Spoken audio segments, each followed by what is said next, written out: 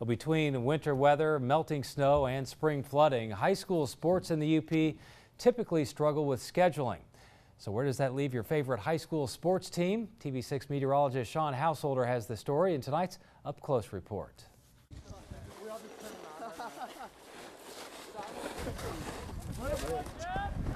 Scheduling spring sports in Upper Michigan can be a headache.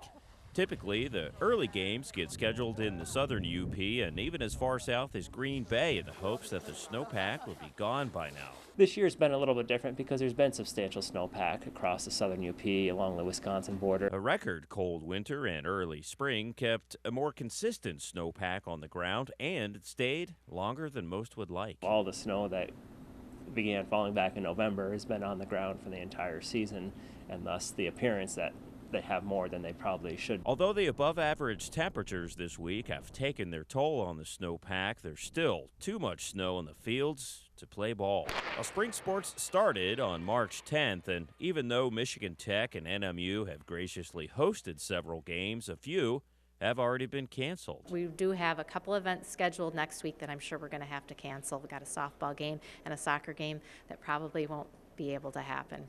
And really the ideal thing is you postpone, but you know, you're squeezing them into a tighter and tighter time frame, so sometimes things just are canceled. Track and field, golf, baseball, softball, tennis, and soccer see the biggest problems this time of year. And even once the snowpack is gone, wind and especially rain can lead to an abbreviated season. Just last year, dozens of games were canceled. Really, you know, what it comes down to is, you know, you have a lot of ideas thrown out. You know, should we get the snow blowers out? Should we be shoveling out there? But you don't want to ruin your facilities because you were too eager to get out there with a snow blower and gouge your track or your tennis courts or something. So, you know, pretty much we're at the mercy of Mother Nature, and I've learned you have to be patient. Sean Householder, TV6 News, Marquette.